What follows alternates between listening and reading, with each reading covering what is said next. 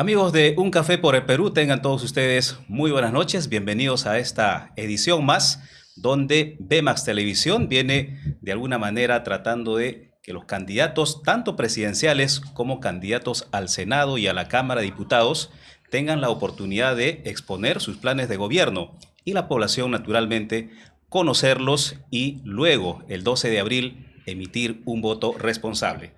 En esta oportunidad vamos a conversar en Un Café por el Perú con dos candidatos al Senado Nacional. Se trata de la doctora Mónica Yaya, candidato al Senado Nacional con el número 3 por el APRA. Ella es abogada por la Universidad de Lima, especialista en contrataciones, expresidente del Tribunal del OCE. También estará con nosotros el candidato, de Mónica Yaya. El candidato presidencial es el doctor Enrique Valderrama, el candidato presidencial del APRA. También vamos a conversar con Carlos Solano. Carlos Solano es candidato al Senado Nacional con el número 21 de Avanza País. Él es abogado por la Universidad Católica del Perú. Su trayectoria combina la formación de comunicación, derecho y gestión pública. El candidato presidencial de Avanza País es el general Williams. Con ellos retornamos aquí en Un Café por el Perú y están todos ustedes muy bienvenidos.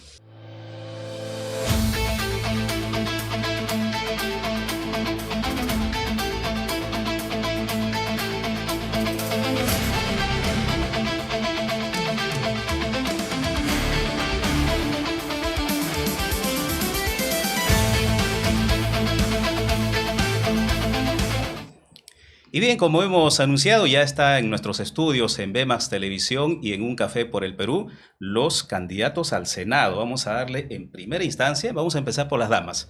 Está con nosotros la doctora Mónica Yaya. ¿Qué tal, doctora? ¿Cómo está? Bienvenida a Un Café por el Perú. Muy bien, muchas gracias. Muy contenta de estar aquí contigo en Un Café por el Perú, por Vemax TV y compartir esta mesa con también un distinguido profesional. Creo que esta va a ser una conversación bastante agradable y yo espero que las conclusiones sean buenas para nuestro país. Muchas gracias. También damos la bienvenida a Carlos Solano, candidato al Senado con el número 21 de Avanza País. Carlos, ¿cómo estás? Bienvenido. Muchísimas gracias, José, por la invitación a Un Café por el Perú en Vemax TV, un medio tan sintonizado, ¿no?, en todo Lima. Y también contento por encontrarme con la doctora Mónica Yaya, ¿no es cierto?, que se caracteriza por la lucha anticorrupción y creo también igualmente que vamos a tener un diálogo muy positivo para el elector, que finalmente es el que va a decidir y para ello necesita pues escuchar a sus candidatos. Muy bien. En primera instancia, nosotros le pedimos a nuestros invitados que nos hagan un resumen de su vida profesional, sobre todo, porque ahora que se menciona mucho, por ejemplo, el recambio de los políticos para que sirvan mejor, ¿qué es lo que nos ofrecen profesionalmente, en este caso ambos? Comenzamos con usted, doctora Yaya. Gracias. Yo creo que profesionalmente podemos hablar de muchas cosas. Digamos que estudié, y para mí es muy importante decirlo, en un colegio de San Juan de Miraflores, el Colegio Marista de San Juan, la primaria, la secundaria. Posteriormente ingresé y terminé de estudiar mi carrera de Derecho y Ciencias Políticas en la Universidad de Lima.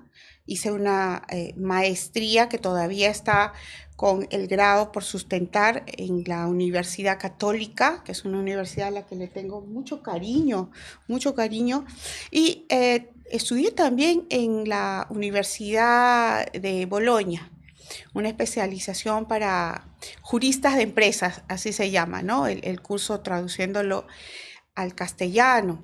Y como trayectoria laboral, Profesional, laboral. Yo empecé a trabajar como cecigrista en realidad en el Estado peruano en 1992. Ahí empecé en una empresa estatal que se llamaba Inversiones Cofide S.A. y pasé a trabajar en Corporación Nacional de Desarrollo, Editora Perú, fui abogada apoderada, Fui secretaria técnica del Consejo del Notariado en el Ministerio de Justicia. Fui vocal del Tribunal del OCE y presidenta del Tribunal del OCE. Y creo que parte de mi trayectoria de vida también es el ser madre. Elegí ser madre, ansié ser madre. Tengo 2 hijos jóvenes. Parte de mi trayectoria, de mi hoja de vida, es el trabajo social y fundamentalmente la lucha contra la corrupción, porque yo considero que la corrupción es la que nos roba el dinero que necesitamos los peruanos para la salud, la educación, la seguridad y todo lo que haga digna nuestra vida. Muy bien, muchas gracias, doctora Yaya. Gracias. Lo mismo al doctor Carlos Solano. A ver, ¿quién es Carlos Solano? Yo soy una persona que desde muy pequeño tuve esta vocación de servicio y este deseo de querer servir y este bichito de la política. Muy joven, a los 16 más o menos, comencé a participar de una acción política desde mi base territorial en San Miguel, en el Partido Popular Cristiano. Luego estaba en el colegio todavía, ¿no? Luego entro a la Universidad Católica y estaba estudiando lingüística y literatura. Cuando me sorprendió, un día había postulado, yo estaba estudiando portugués y me habían dicho que había unas becas. Yo dije, no sé si me van a aceptar una beca en Brasil, pero la gané y terminé yendo a Brasil a estudiar comunicación social. Y ahí he pasado varios años sobre todo estudiando hasta que me gradué y bueno, formé también una familia posteriormente con mi esposa, que la conocía allá, que ella estudiaba arquitectura en esa época, yo estudiaba comunicación, y se vino ella a vivir aquí porque una de las cosas que yo le dije es, yo estudio aquí, pero voy a regresar porque tengo ese deseo de querer servir a mi país. Y cuando volví justo estaba terminando el gobierno de Fujimori y Lourdes Flores estaba con el proyecto Unidad Nacional. Entonces fui convocado, me enrolé automáticamente, entré al trabajo de la acción política en esa campaña del 2001, donde competimos también con el APRA, ¿no? Fuimos los animadores de esa campaña, la recuerdo mucho. Y bueno, al poco tiempo o después de un tiempo de militancia, me dan la oportunidad de ser regidor, ¿no? De postular a una regiduría. Y ya cuando comienzo a tener un poco de acceso ya en la gestión pública, porque hasta allí yo había venido y yo trabajaba en la industria del cine. Yo he sido soy productor y director cinematográfico. Tengo varias producciones realizadas aquí, en coproducción con Chile, con Brasil, con Venezuela, inclusive en la época en que todavía se podía hacer algo con Venezuela. Y bueno, resulta que vi que necesitaba más herramientas. Yo ya estaba en la gestión pública y decido regresar a la Católica, pero esta vez para estudiar Derecho. Así que decido estudiar Derecho, concluyo la carrera y allí es donde comienzo ya a especializarme en Derecho Público, ¿no? Derecho Constitucional. Hice especialización en Derecho Parlamentario también. Y a lo largo de mi experiencia en gestión pública, he podido trabajar en el Congreso, pero también, y de lo cual siento mayor orgullo, es que he podido trabajar de manera territorial, que es donde yo creo que se tiene más contacto con la población, ¿no es cierto? Esto en el distrito de San Miguel, que todos vemos cómo se ha desarrollado en los últimos 20 años, ¿no? Muy bien, entonces ya nuestro público conoce más o menos el perfil profesional y sobre todo de experiencia en el sector público que nos ofrecen ambos candidatos. Vamos a empezar también, en un diálogo sobre la coyuntura política, doctora Yaya. Necesitamos de parte suya una primera mirada de lo que acontece en nuestro país. Hay inestabilidad política, tenemos un nuevo presidente que es el congresista José María Balcázar, y evidentemente a la luz de los hechos pareciera que todo esto es producto de una negociación. ¿Cuál es su opinión de usted? Bueno, si nosotros salimos a las calles y conversamos, subimos al micro, conversamos con la casera que nos vende en el mercado, lo que necesitamos para la casa en el día. Yo les puedo decir que a la población en general ya no le interesa saber quién es el nuevo presidente de la República, porque sienten que todo está igual. Cuando hablan de inestabilidad política, yo me pregunto, ¿cuál es la estabilidad que pretenden estar cuidando? ¿Cuál es la seguridad jurídica que, según muchos políticos, debe protegerse? Porque, mira, por ejemplo, ayer he estado acompañando a mis amigos de Puno, de Junín, de Tacna y de Moquegua, que se han encadenado en las puertas de Pronatel, que depende del Ministerio de Transportes y Comunicaciones, para reclamar el pago que les debe un proveedor del Estado, y respecto de lo cual el Estado peruano se ha hecho el de la vista gorda. Entonces, para ellos, para el Estado, ellos no existen, ¿no? Para el Estado no existen buenos proveedores que, por ejemplo, les han entregado sus medicinas, kits de detección de COVID en el peor tiempo de la pandemia. Les deben millones de soles y para el Estado ellos no existen. Tenemos, por ejemplo, el problema gravísimo del puerto de Chancay, en donde ya la presidenta de Ocitran ha señalado que la empresa COSCO Shipping de capitales chinos se ha instalado y no quiere ser fiscalizado, supervisado, regulado ni sancionado por el Estado peruano, quitándole soberanía al Perú, así lo dice la presidenta técnica de Ocitran.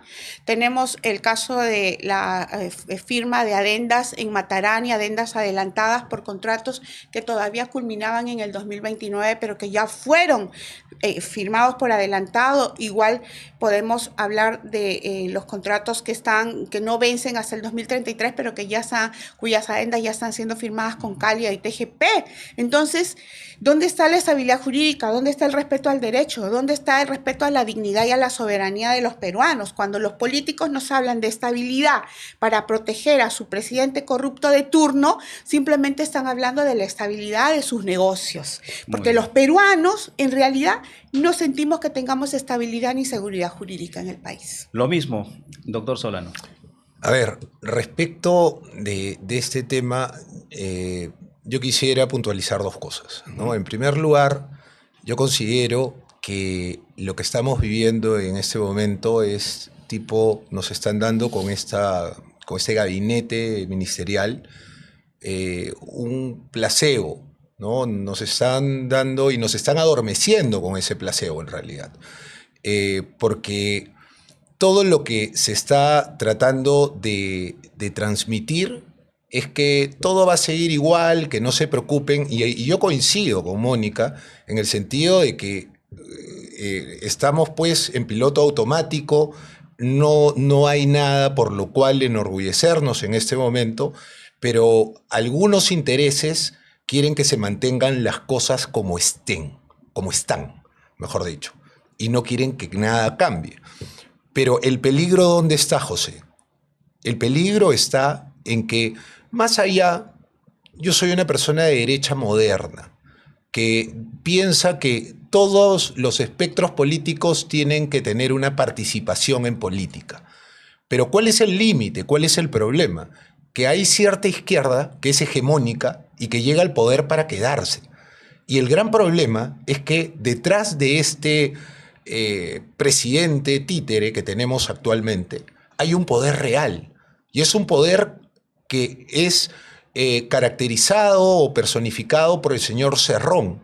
Y eso nadie lo puede negar el día de hoy. ¿Y cuál es el problema? Que ellos están con la vieja estrategia leninista de 2 pasos atrás y 1 paso adelante, ¿no? Están negociando 5 meses de gobierno por 5, 10, 15 años de permanencia en el poder. Porque lo que están haciendo ahorita es tratar de distraernos para comenzar a hacer un copamiento completo de los lugares estratégicos a través de gobierno interior, de la oficina de gobierno interior, comenzar a colocar en todo el Perú gobernadores, y como los partidos políticos no tienen la capacidad de colocar personeros en todos lados, lo que va a suceder es que muy probablemente hayan cosas que electoralmente vayan a ser muy ligadas con lo ilegal. O sea, por no decir que muy probablemente pueda haber trampa, ¿no? en la elección. Entonces, eso yo considero que es un primer punto, ¿no? que hay que ver. Y el segundo punto tiene que ver con algo que es fundamental. El Estado tiene simplemente que hacer algo bien, y es dedicarse a darnos seguridad, educación y salud. Más adelante, en la siguiente pregunta, voy a desarrollar esa idea porque creo que sí, está muy bien. Muy bien, muchas gracias, doctor Solano. Doctora Yaya, ha mencionado, por ejemplo, se ha mencionado que el Congreso acumula demasiado poder. El Congreso prácticamente está gobernando, ¿no? Tanto el país como, naturalmente, valga la redundancia, el Congreso. ¿Cómo se hace? ¿Qué debemos hacer ustedes que van a llegar al Senado para, digamos, mantener el equilibrio en el Ejecutivo, Legislativo y Judicial? Evidentemente, el Congreso está avasallando con todo. Lo que sucede es que tenemos un Congreso que se aprovecha de las debilidades de los presidentes interinos y que se ha esforzado, y en esto hay que reconocer también la responsabilidad de los partidos que se llaman de derecha. Ellos nos han procurado presidentes con anticuchos bastante vergonzosos, ¿no? Cada uno más vergonzoso que el otro, o por ahí más o menos de vergonzosos.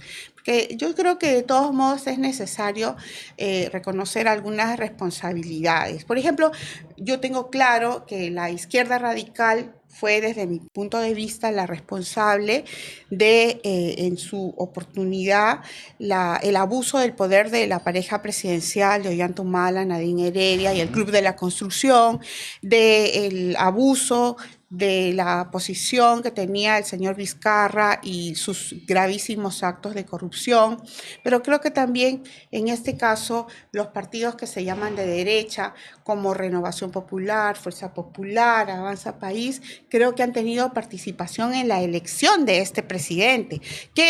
O sea, tenemos este último capítulo de la novela en dos subcapítulos, uno que es la elección de un presidente, que creo que a todos nos tiene avergonzados. Yo no creo por algunas declaraciones que ha hecho ahora, sino por declaraciones que vienen de antes de ser electos en el tema de digamos, de la educación sexual para las niñas, ¿no? Y el otro subcapítulo, aparte de la elección del actual presidente, es la elección del gabinete, en donde efectivamente el señor Vladimir Cerrón parece que ha tenido la voz cantante, pero lo que pasa es que la derecha se ha sentado en la misma mesa a negociar con la bancada, con el hermano del señor Vladimir Cerrón, y ahí creo que hay que hacer un acto de conciencia, y ojalá que tengamos un Congreso que opte más por lo moral y menos por los negocios privados. A mí me parece que acá hay mucho de negocios privados. En este caso, doctor Solano, ¿qué hacemos para que los poderes del Estado tengan el equilibrio que se necesita? El Congreso, evidentemente, como dije en la primera pregunta, avasalla casi con todo. Sí, primero quisiera aclarar, ¿no? Muy amablemente, no, en el Perú no es que partidos se llamen de derecha. O sea, le preguntan a Acuña y Acuña va a decir que es de derecha. Podemos dice que es de derecha, pero tiene al señor Raúl Noblecilla, tiene a la señora Cecilia González, tiene una serie de personajes, ¿no es cierto?, que yo no considero que sean de derecha. Tampoco considero que el señor Acuña sea un personaje completamente de derecha, porque me parece que es una persona pragmática. Y cuando Mónica ha mencionado, me parece, Avanza País, creo que está completamente equivocada, porque Avanza País, en primer lugar, no estaba de acuerdo con la forma en cómo se ha sacado del gobierno al señor Gerí. O sea, toda la bancada fue clara en expresar que lo constitucional y lo que se debía hacer era una vacancia en todo caso. Pero también se dijo que no se debía actuar de manera precipitada porque lamentablemente estamos en una época electoral. Y cuando estamos en una época electoral se toman decisiones electorales y se hacen planteamientos electorales.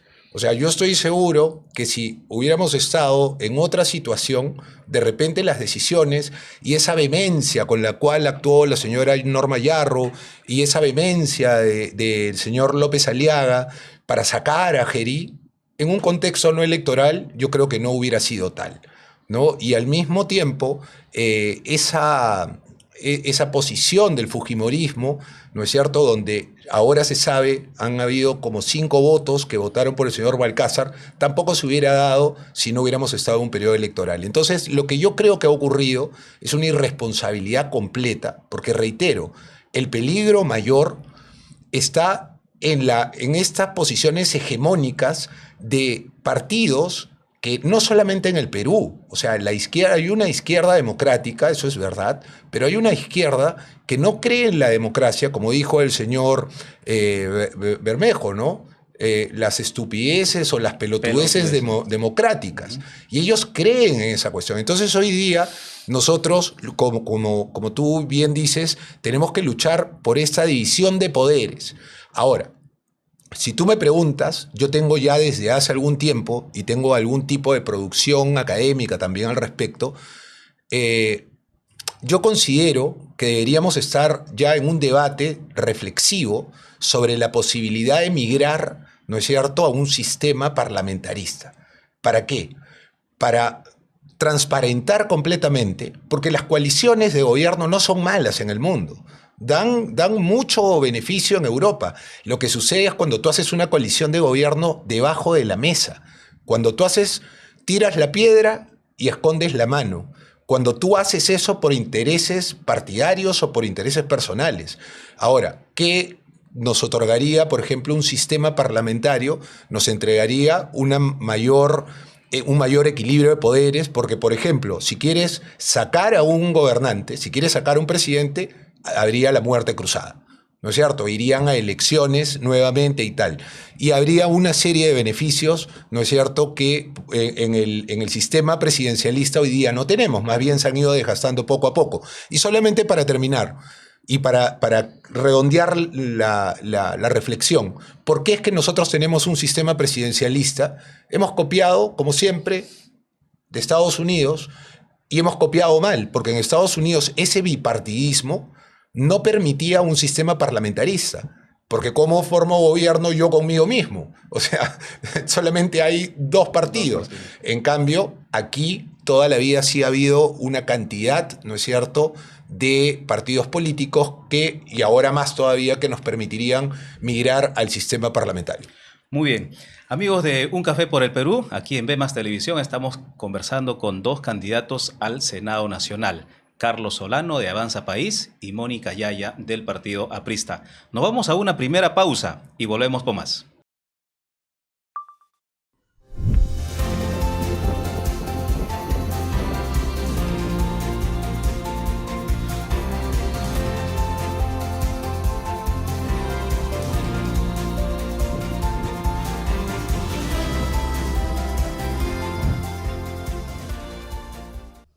Notición, en VMAX tenemos los mejores precios. 200 megas, 500 megas, 1000 megas y 1500 megas de velocidad. Comunícate con nosotros al 955 58 31 34. Cuando aparecen los síntomas, el tiempo importa. Automedicarse puede empeorar el dengue y complicar gravemente tu salud. Si tienes fiebre, dolor corporal o decaimiento, acude de inmediato a un establecimiento de salud. Que el dengue no afecte tu salud ni la de tu familia. El Perú, a toda máquina. Gobierno del Perú.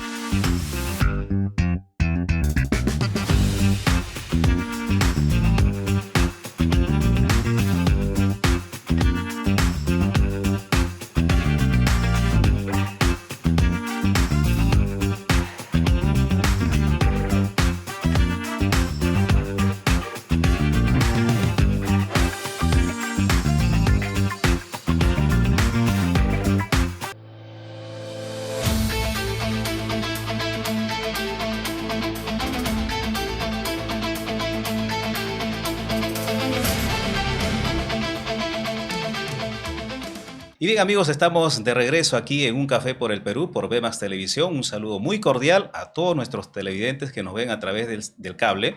Y también un saludo muy cordial a nuestros amigos que nos acompañan siempre por todas nuestras plataformas de las redes sociales. Como hemos estado ya conversando aquí con los candidatos al Senado Nacional, Mónica Yaya del APRA y Carlos Solano de Avanza País. Y vamos a hablar ahora sobre los planes de gobierno de cada partido político. Doctor, empecemos con usted. Plan de gobierno en materia de seguridad del partido aprista. Bueno, como ya lo ha manifestado nuestro candidato Enrique Valderrama, una de las primeras medidas que va a ser necesario adoptar es incrementar el número de policías por número de ciudadanos en el país, y es necesario también revisar la forma en la que tiene nuestra Policía Nacional de acceder a la Escuela Nacional de Policía, ¿no? Y otro tema que tiene que ver tanto con seguridad como con lucha contra la corrupción es específicamente la forma en la que debe ser seleccionado nuestro personal policial. Estamos hablando de un cuerpo en el que hay buenos policías, muy buenos elementos. Hace poco falleció uno tratando de salvar la vida a un perrito, y eso es algo que creo que a todos nos hace saber sobre los valores que inspiran a los buenos policías, pero es necesario recordar que dentro de la Policía Nacional del Perú también hay infiltrados de las bandas criminales. Ya lo dijo el monstruo, este sicario que fue capturado en Paraguay, que él recibía información de la policía peruana. Entonces, y la corrupción dentro de la Policía Nacional del Perú, nosotros la podemos ver incluso en nuestra vida, no cotidiana, no quizás diaria, pero en algunas fechas especiales, en Navidad, en fiestas patrias, vemos algunos policías, ¿no?, esperando en las calles, ¿no? Como decía una canción de los no sé quién y los no sé cuántos, esperando al más zampaos, ¿no? Entonces, aquí es necesario establecer algunos filtros para la organización, para la formación de equipos especiales. Ustedes saben que dentro del Perú hay equipos especiales, equipos de policías peruanos formados, por ejemplo, por el Servicio Secreto de Estados Unidos, el Servicio Secreto Británico, el Servicio Secreto de la Comunidad Europea. Forman equipos especiales de policías aquí en nuestro país, policías peruanos, pero ellos pasan por 3 filtros. El primero, la revisión de su hoja de vida, que tiene que ser una hoja de vida absolutamente limpia. Un policía no puede ni siquiera haber peleado con su vecino y mucho menos haber agredido, por ejemplo, a su esposa o a la madre de sus hijos o a algún miembro de su familia. El segundo filtro, la capacitación. Un policía que se ha capacitado, que no solamente se ha contentado con la formación policial, sino que ha recibido otro tipo de capacitación, por ejemplo, en derechos humanos, en donde yo he visto policías formarse dentro de la Pontificia Universidad Católica, ¿no? Y el tercer filtro que pasan es el análisis de la veracidad, de la honestidad de un policía, y para eso tienen algunas técnicas, como por ejemplo la utilización del polígrafo. Yo me pregunto, si así forman los servicios secretos de Estados Unidos, el británico, el de la Comunidad Europea, o sea, así forman equipos especiales de policías peruanos en el Perú, ¿por qué no utilizamos esos mismos filtros para tener policías mucho más capacitados, mucho más honestos, y que no estén, lógicamente, familiarizados, ni en contacto, ni formen parte de estas organizaciones criminales que son las que finalmente respaldan a las bandas de sicarios? Muy bien, muchas gracias, doctora Yaya. Lo mismo para el doctor Solano, plan de gobierno en materia de seguridad. Bien. En Avanza País nosotros tenemos una visión holística, integral, ¿no es cierto?, de la seguridad, que pasa por una serie de factores. Pasa por el factor ambiental, ¿no es cierto? Si nosotros tenemos calles ordenadas, tenemos iluminación en la vía pública, tenemos un tránsito adecuado, vamos a poder, en lo ambiental, ¿no es cierto?, generar las condiciones para la seguridad, porque la seguridad al final es todo, ¿no es cierto? Es una sensación de bienestar la seguridad. Ahora, sin embargo, lo más importante, porque es la columna vertebral del combate contra la inseguridad, está en la Policía Nacional. Actualmente tenemos una Policía Nacional todista, ¿no es cierto?, que en su momento seguramente pareció una buena idea, allá por 1986 más o menos, de convertir las antiguas 3 policías que teníamos, la Guardia Civil, la Guardia Republicana y la Policía de Investigaciones del Perú, convertirlo en la Policía Nacional. El tiempo nos ha demostrado, y la realidad también, porque la ley no construye realidad. La realidad es la que debería entregarnos buenas leyes y marco institucional y diseño de políticas públicas. Entonces, ¿qué ha sucedido? El tiempo nos ha demostrado que no tenemos una policía especializada en investigación criminal, que es lo que hoy día más adolecemos. Tenemos una policía operativa, ¿no es cierto?, muy capacitada, en ciertos casos, la Greco, SWAT, que son policías que ya no voy a repetir porque lo ha mencionado Mónica, en realidad que están realmente preparados para hacer una labor operativa importante, pero en lo que adolecemos es de investigación criminal, porque la investigación criminal tiene 2 aspectos, tiene más, pero 2 aspectos fundamentales. Lo primero es la parte técnica. O sea, un investigador, un detective, se forma para ser detective. Por eso este debate, ¿no es cierto?, de quién debe investigar, si el fiscal o el policía. O el policía, ¿no? Y yo pienso que debe investigar el policía porque el detective tiene mucho más herramientas de capacidad investigativas. Ahora, eso es lo primero, la formación técnica. Pero lo segundo es la inserción que tiene en el mundo criminal. O sea, si hoy día uno, para ascender en los diferentes puestos que tiene, de comandante para coronel, de mayor para comandante, etcétera, etcétera, uno tiene que haber pasado por las diferentes dependencias policiales.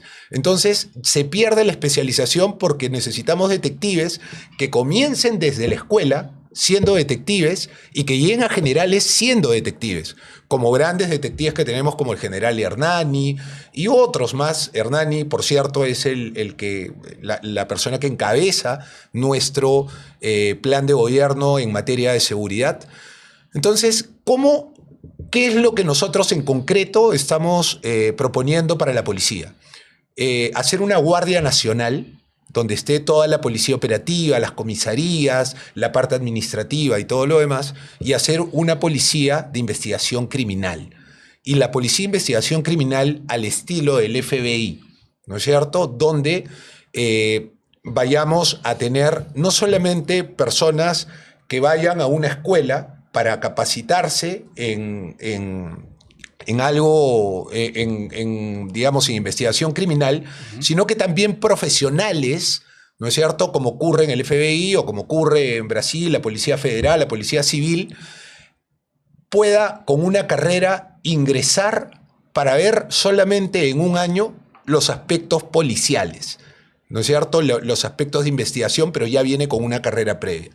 Todo eso, además del uso de los licenciados de las Fuerzas Armadas, que eso ocurre también en Estados Unidos, ocurre en Israel, el uso de los licenciados de las Fuerzas Armadas para que puedan integrarse poco a poco a la Policía Nacional, de tal manera que, ya lo ha dicho el general Williams, en un primer momento de arranque vayamos a integrar 20.000 nuevos efectivos policiales, los cuales vamos a colocar en la calle inmediatamente y a lo largo del tiempo colocar 40.000 más, llegando a un número de 60.000 más los 120.000 que tenemos, llegar a 180.000 efectivos. Muy bien, en ambos estamos escuchando, por ejemplo, algo importantísimo que se están refiriendo a la reforma policial.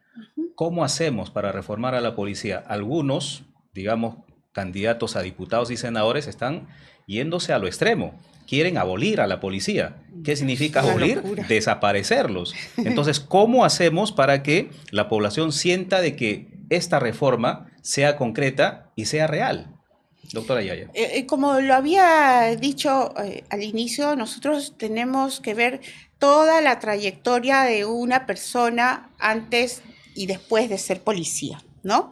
Y cuando hablo del antes de ser policía, me refiero, por ejemplo, al acceso a la Escuela Nacional del Perú, porque hay una práctica que yo espero que no sea generalizada, según la cual algunos buenos aspirantes para el ingreso a la Policía Nacional del Perú tienen que buscar un padrino.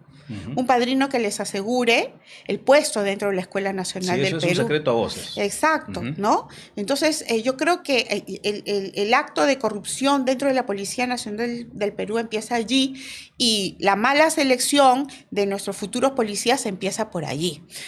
Creo que además nosotros necesitamos, de todos modos, y aunque parezca ocioso decirlo, hay que decirlo porque yo no creo que sea ocioso, es necesario llevar adelante y dar el ejemplo de una revolución moral en el país, porque este problema de corrupción no solamente lo tenemos en la policía, no solamente lo tenemos en el Congreso, lo tenemos dentro del Poder Ejecutivo, en los ministerios, lo tenemos en el Ministerio Público, lo tenemos en el Poder Judicial y a veces pienso que hasta en el Tribunal Constitucional y en la Junta Nacional de Justicia, ¿no? Y a mí me parece que allí es necesario identificar claramente. Por ejemplo, antes que empecemos el programa de hoy, hablamos de aquellos candidatos que tienen una condena, que tienen una sentencia.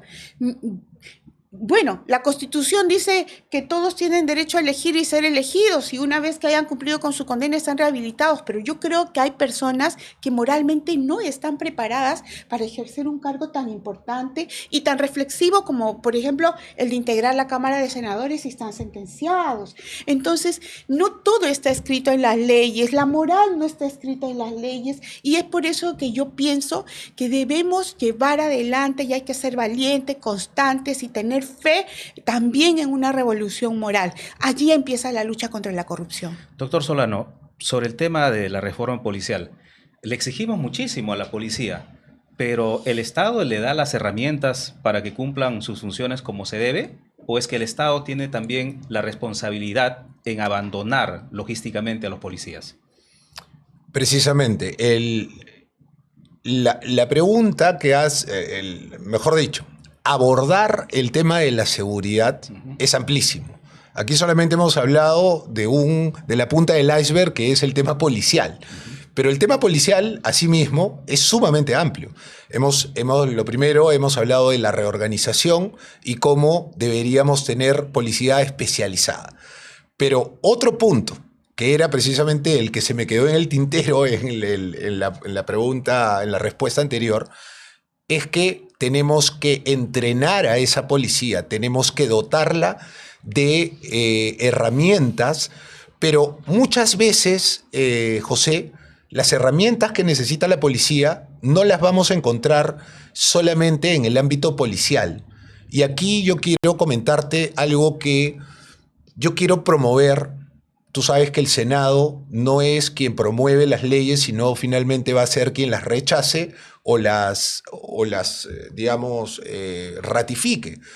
Pero yo quiero, y con la bancada, queremos promover una norma donde se involucre a los gobiernos locales con un mínimo del 10% de su presupuesto para la lucha contra la inseguridad. Y allí eso está íntimamente relacionado con el equipamiento y con la tecnología y con los elementos que requiere la policía para hacer bien su trabajo. Por ejemplo, para ponerte un ejemplo sencillo, el tema de las cámaras. La policía no te va a llenar de cámaras, ¿no es cierto?, todos los puntos estratégicos de un distrito, pero la municipalidad sí puede. Y la municipalidad muchas veces se ve impedida de hacer eso porque no tiene el dinero.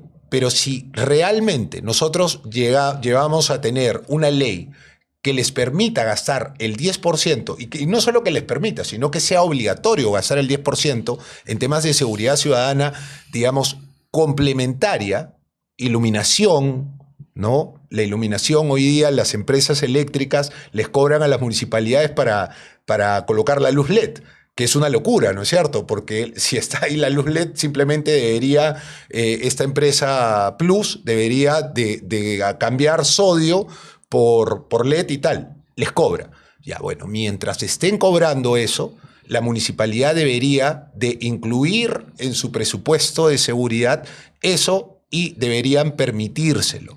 Por ejemplo, hoy día no se puede porque hoy día el gasto en seguridad está relacionado a una tasa, que es los arbitrios, que es contraprestativa.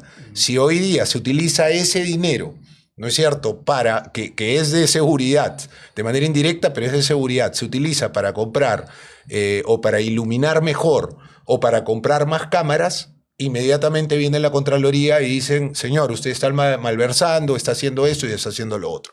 Entonces, de manera que esto del dotar de herramientas a la policía no solamente pasa por el Ministerio del Interior, por el gobierno central, sino también pasa por incluir a los gobiernos subnacionales, ¿no? Tanto gobierno regional como los gobiernos locales. Muy bien, amigos de Un Café por el Perú, estamos dialogando con Carlos Solano, él es candidato al Senado Nacional por Avanza País, y también con la doctora Mónica Yaya, candidata al Senado Nacional por el Partido Aprista Peruano. Y hay otro tema que es fundamental para la población, que es lucha contra la corrupción, ¿no? Entonces, este tema también es bastante delicado porque según Contraloría General de la República se pierden aproximadamente entre 24.000 soles al año que se pierden en corrupción. Sobre esto también vamos a conversar con ustedes, pero luego de la pausa. Nos vamos a una pequeña pausa y volvemos aquí en Un Café por el Perú.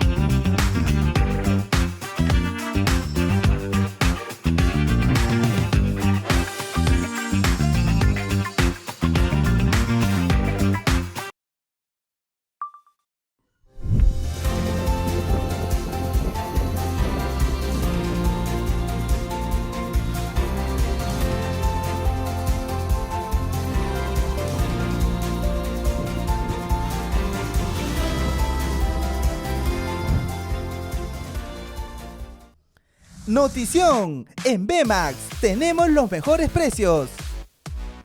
200 megas, 500 megas, 1000 megas y 1500 megas de velocidad. Comunícate con nosotros al 955 58 31 34. Cuando aparecen los síntomas, el tiempo importa. Automedicarse puede empeorar el dengue y complicar gravemente tu salud.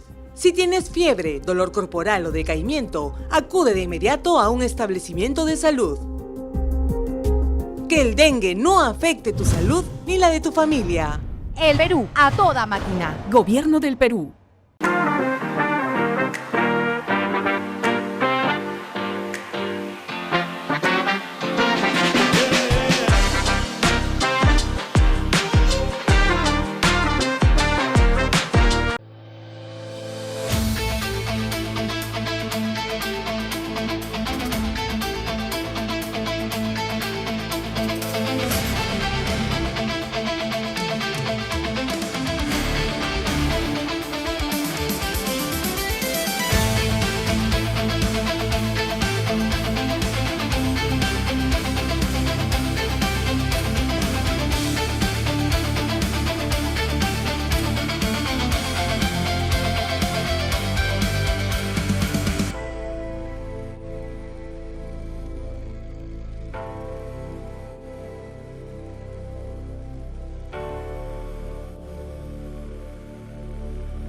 Amigos, esto es Un Café por el Perú, aquí por Bemax Televisión, y estamos en diálogo con los candidatos a la senaduría. Recuerden que el 12 de abril tenemos que tener muy en cuenta por quiénes vamos a votar para que nuestro país, por lo menos los próximos 4 o 5 años, haya estabilidad, haya crecimiento, y las personas que van a llegar a la Cámara de Senadores y a la Cámara de Diputados tienen que ser personas honestas, intachables y sobre todo profesionales que conozcan el sector.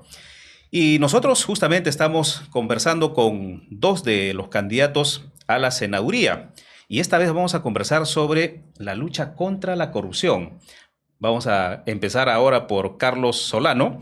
¿Qué plantea? ¿Qué plantea Avanza País en la lucha contra la corrupción? Inicialmente decíamos que el Perú pierde aproximadamente 24.000 millones de soles en corrupción. Se va en corrupción. ¿Qué plantea Avanza País? El tema de la corrupción es un mal endémico en el país. O sea, no se trata simplemente de que hay una institución donde hay un foco de corrupción aquí y tal. Vamos a encontrar corrupción en los 3 niveles de gobierno y absolutamente transversalmente en todas las áreas. O sea, no hay nadie que se salve. De repente hay, digamos, áreas o espacios mucho más expuestos, ¿no? Como el Poder Judicial, como la Policía Nacional. Muchas veces encontramos también en los gobiernos locales, en las compras, en algunas compras importantes, ¿no? El Ministerio del Interior, qué sé yo, pero nosotros todos y los ciudadanos sabemos que esto es transversal y es un mal endémico en el país.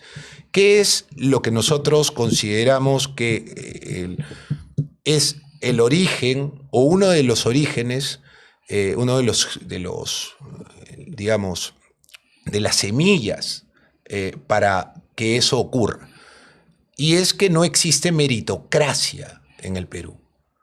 Desde allí comenzamos. Para que una persona acceda a un puesto público, no necesita, ¿no es cierto?, tener una preparación técnica apropiada, no necesita tener una calificación para aquello que se le está contratando, no necesita tener digamos, un comportamiento probo, intachable, porque todas esas cosas pasan a segundo plano cuando hacemos las reuniones en la noche, entre gallos y medianoche, cuando nos reunimos en los chifas, cuando nos reunimos, ¿no es cierto?, en Zarratea o en cualquier parte.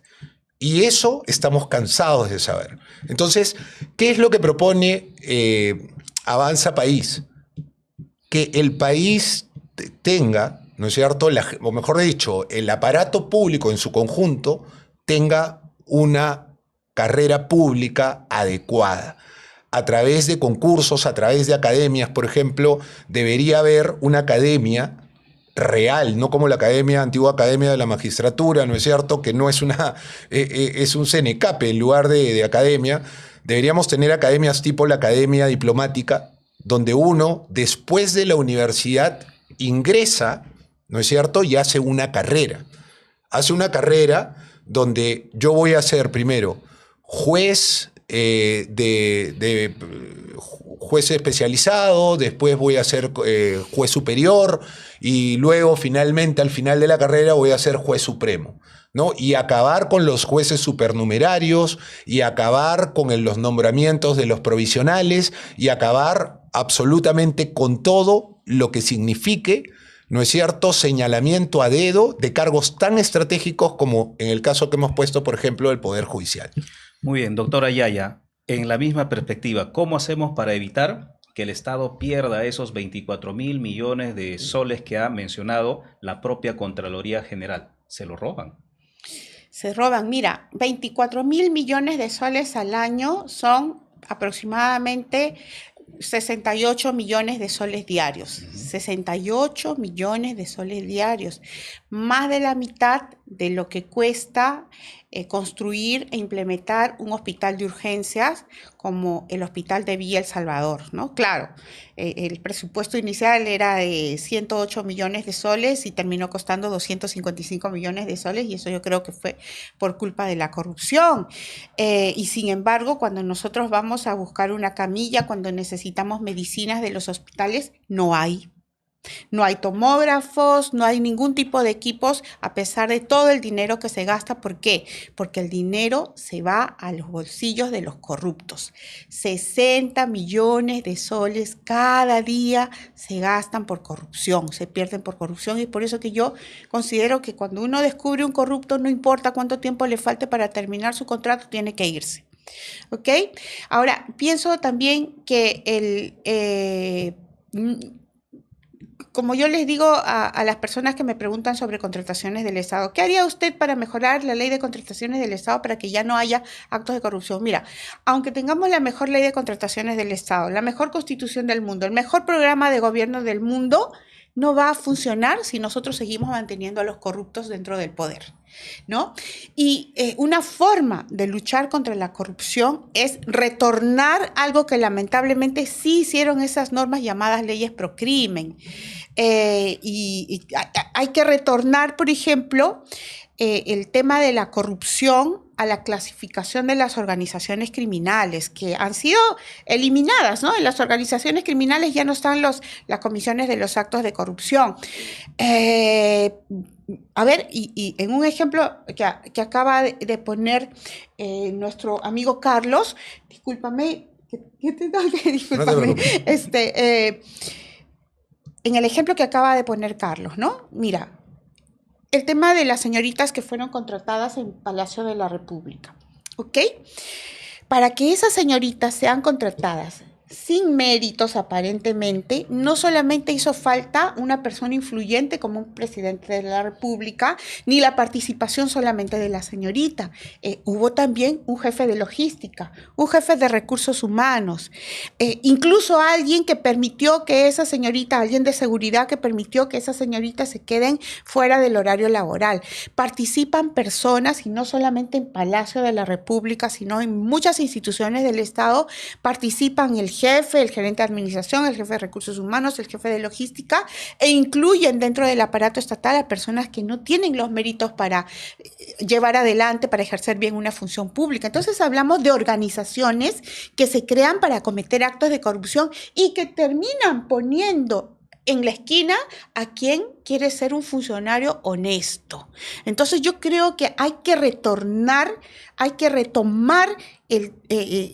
los tipos legales específicamente referidos a corrupción y retornarlos a la clasificación de las organizaciones criminales. Tengamos en cuenta además, vuelvo a repetir, que si los sicarios en estos momentos están trabajando o están viento en popa en nuestro país, es porque detrás de ellos hay funcionarios corruptos formando parte de esas bandas criminales. Muy bien. Carlos, hay un tema, por ejemplo, que nosotros hemos observado.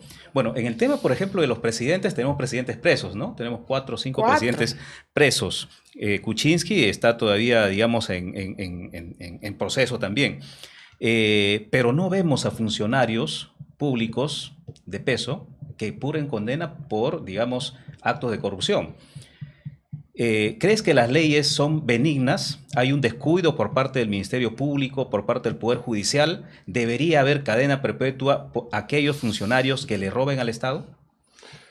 José, es una excelente pregunta, pero además que da pie a una respuesta que creo que tiene que ser firme. A mí me parece que el Jurado Nacional de Elecciones ha sido demasiado indulgente con el señor Vizcarra. Porque hay leyes, José. A tu pregunta, ¿deberían haber leyes más severas? Hay leyes que son severas. Recuerda que hay una ley que dice, ¿no es cierto?, que una persona que ha sido condenada por un crimen contra la administración pública, es decir, un crimen de corrupción, como es el caso de peculado, etcétera, que es el caso del señor Vizcarra, esa persona no puede volver a ocupar un cargo de elección popular. Eso está en la ley está vigente. Sin embargo, él se presenta con la cara lavada, llega y dice, no, yo tengo derecho porque el derecho a la participación política, y bueno, y que lo decida entonces el ciudadano.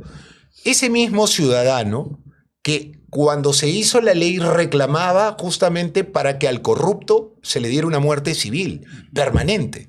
O sea, para que ese corrupto no pudiera volver nuevamente a ejercer un cargo público. Acuérdate de María Antonieta Alba, el contrato también de su padre, siendo ella ministra de Economía y Finanzas, y la señora no recibió ninguna sanción por ese hecho. No, y ahora peor todavía, bueno, hay uno actual. La señora primer ministra actual, ¿no es cierto?, que cuando estuvo en el ministerio hace poquito nomás, ella se aumentó el sueldo porque ella ha estado trabajando en Proinversión, y en Proinversión ella es directora. Está en licencia en Proinversión, pero cuando está en el MEF se cambia solamente de sombrero, porque así son ciertas personas, ¿no? Caviares, etcétera, que llegan, se sacó el sombrero, se puso otro, y cuando llega al Ministerio de Economía y Finanzas, le sube el sueldo, no a ella, ¿no? Pero ella estaba en el grupo, a todo pro inversión. De manera tal que ella, cuando deje de ocupar el cargo, regresa, pero ya regresa con 20.000 soles. Entonces, eso está ocurriendo ahorita. Y esa señora ha sido premiada, ¿no es cierto? Y hoy día es la jefa del gabinete ministerial en el Perú. Entonces, ¿qué es lo que tenemos? O sea, yo entiendo la indignación de Mónica, porque es la mía y es la tuya.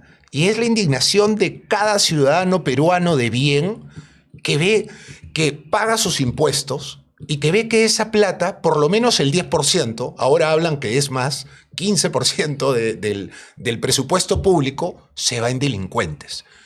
Y para eso se generan marcos institucionales, ¿no es cierto? Marcos institucionales completos, porque echa la ley, echa la trampa. Y se generan leyes que después no se cumplen, que después jueces, y en este caso jueces electorales, no han cumplido en el caso de Mario Vizcarra, por ejemplo. Bajo la misma premisa, doctora Yaya, cadena perpetua, o sea, lo acaba de mencionar Carlos, hay leyes, pero que lamentablemente no se cumplen, ya sea por el Poder Judicial, Ministerio Público. Pero en este caso, si no se cumple, no hay ninguna otra instancia que pueda hacer cumplir la ley. A modo de broma, una vez Pedro Castillo dijo, ¿no? No sé si a medio... Yo lo entendí como broma, pero parece que él lo decía en serio. ¿No hay una ley que haga cumplir las leyes? No, o sea, estamos llegando a ese nivel de preguntarnos, oye, ¿esto por qué no funciona? ¿Sabes por qué hay esa pregunta de no hay una ley que haya cumplir las leyes? Porque no hay un contralor que revise, que se pongan los pantalones, que se cumplan las leyes. Y eso también tiene que ver con la necesidad de modificar la Constitución para que el próximo Contralor General de la República no sea propuesto por el presidente de la República, ¿no? Y respecto a la cadena perpetua, lo digo aquí en Un Café por el Perú, en VMAX Perú, repito la propuesta de nuestro candidato presidencial Enrique Valderrama: todo aquel fiscal, policía y juez que cometa un acto de corrupción debe tener cadena perpetua, porque le roba a los peruanos, a nuestros niños, a nuestros jóvenes, a nuestros hijos, a nuestros padres, le roba lo que se necesita para satisfacer sus derechos de educación, de salud, de seguridad social y de seguridad en general para todos los peruanos. Bien, vamos a conversar sobre un tema también que nosotros le planteamos siempre a los candidatos presidenciales, a los candidatos que van al Senado y a la Cámara de Diputados, y es que los partidos políticos deben cumplir una función por lo menos drástica, en filtrar a sus candidatos. Y en ambos partidos, revisando, por ejemplo, la información que nos brinda el Jurado Nacional de Elecciones, tanto en el APRA como en Avanza País, hay personajes cuestionados, con sentencia. ¿Qué pasó ahí, doctor Carlos Solano?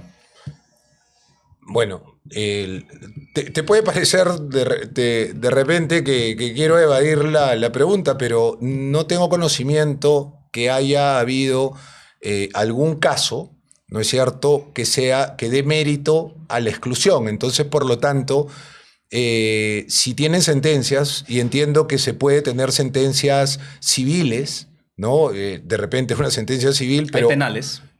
Penales. Hay penales, sí. Sí, bueno, pero no me imagino que no de corrupción, porque no podrían, ni siquiera ha habido un procedimiento para excluirlos. Si es que ha habido penales, de repente puede ser no sé, algo que no signifique digamos, un acto de corrupción, por ejemplo, ¿no? Que es grave, o una violación, o un asesinato, un delito grave. Ustedes sabemos todos que hay delitos de bagatela también, ¿no es cierto? Hay delitos de bagatela y hay delitos que son delitos graves. Pero debería haber un poquito más de filtro en los partidos políticos, ¿no? En todo caso... porque si no, no estaríamos viendo todo lo que se ve en el Congreso ahorita, ¿no? No, sí, pero en todo caso hay que diferenciar la paja del trigo, ¿no?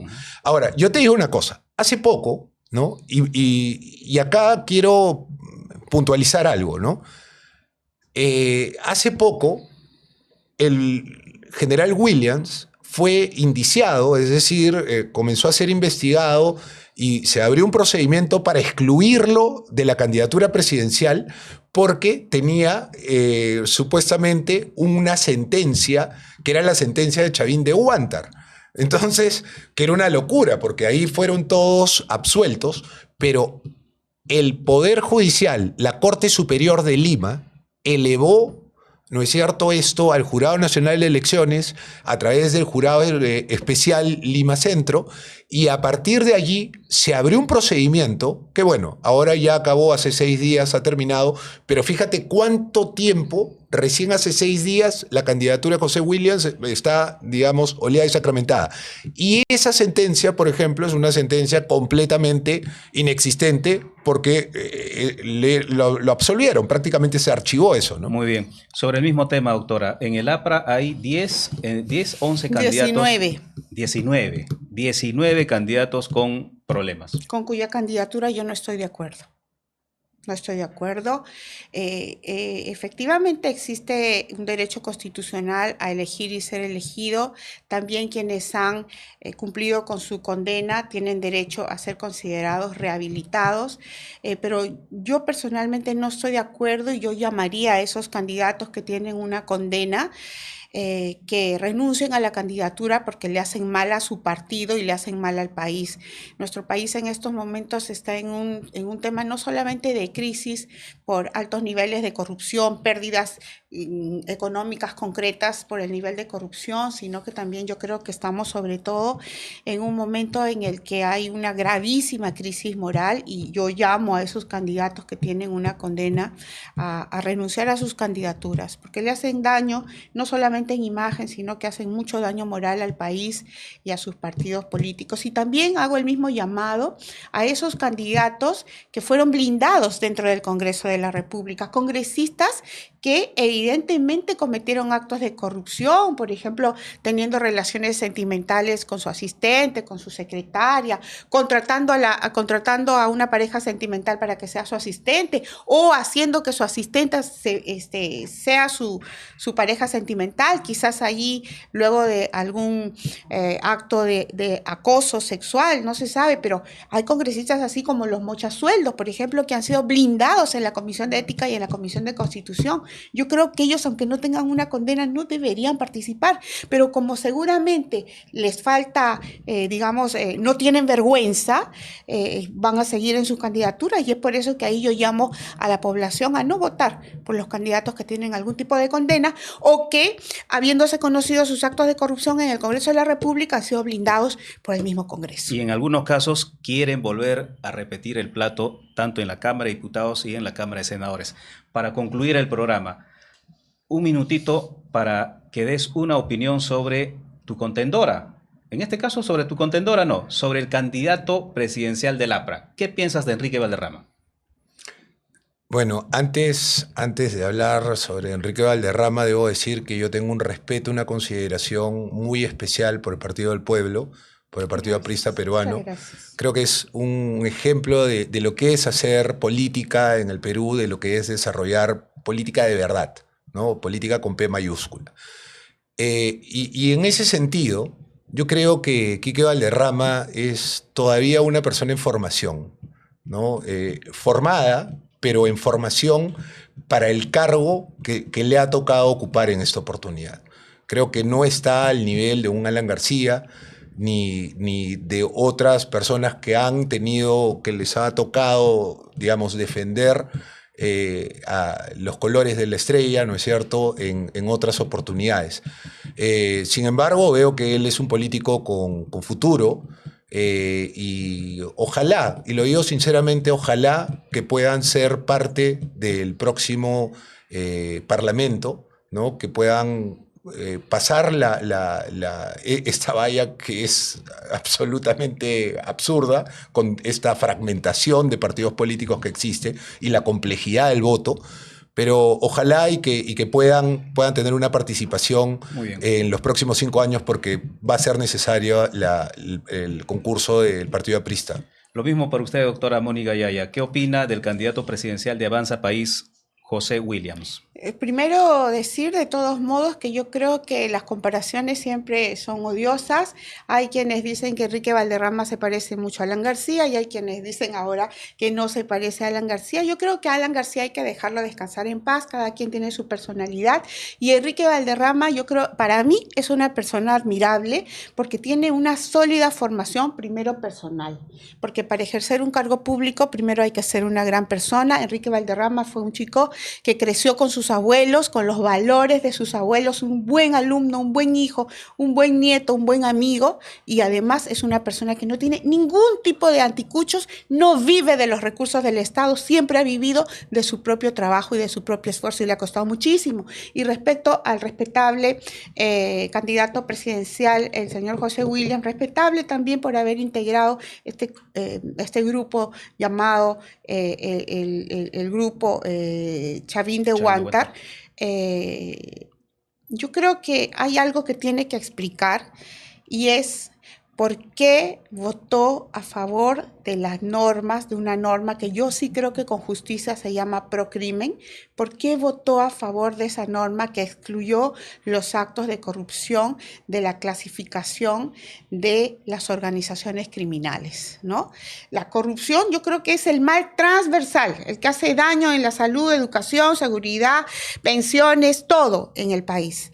Y a mí me parece cuestionable que el candidato José Williams haya formado parte de ese grupo que excluyó los delitos de corrupción de la clasificación de organizaciones criminales. Muy bien. Por alusión te voy a pedir 30 segundos. 10 segundos. 10 segundos. Porque salimos del aire. Sí, lo que sucede es que lo que ha pasado con las personas que dicen leyes pro crimen, seguramente se van a poder ajustar, pero ¿de dónde viene eso?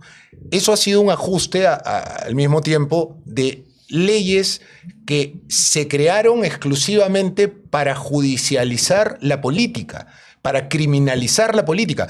Y Mónica, me llama la atención porque uno de los partidos que ha sido criminalizado con esa andamiaje, caviar que se hizo anteriormente para poder perseguir a los políticos judicialmente, fue precisamente una de esas normas, fue esa, que los partidos políticos puedan ser considerados como organizaciones criminales. Entonces, no, pero no estamos hablando de me sorprende actos de corrupción, absolutamente. No partidos políticos. Es que no, los actos de corrupción es otra cosa, pero el tema es que yo me estoy refiriendo al tema de actos de corrupción. Está todo relacionado. Delitos de corrupción. Porque los delitos de corrupción son los políticos que pertenecen a partidos políticos que supuestamente, sin estar probados, por ejemplo, nosotros queremos salir del Pacto de San José, ¿no es cierto? ¿Pero para qué? Para darle cadena perpetua y pena de muerte a los condenados. Hay personas que dicen, ay, pero no y tal. Sin embargo, no le quieren cumplir sus garantías a los que no están condenados, sino a los que están solamente procesados. Muy bien. Es una cuestión bastante curiosa también. Hemos tenido, digamos, los mismos tiempos, hemos tratado de ser lo más centrales posibles, y así es que hemos llevado esta conversación de buena gana, de buen talante, y no queremos que al final se peleen. No, peleado jamás. Muchas gracias a Mónica Yaya, candidato al Senado Nacional con el número 3 del Partido Aprista. Muchas gracias a Carlos Solano, candidato al Senado Nacional con el número 21 por Avanza País. Amigos, hemos llegado a la parte final. Les agradecemos a ambos por venir a ver la televisión. Nos vamos nosotros, ya no a una pausa. Nos vamos hasta la próxima semana en Un Café por el Perú. Muchas gracias por su sintonía.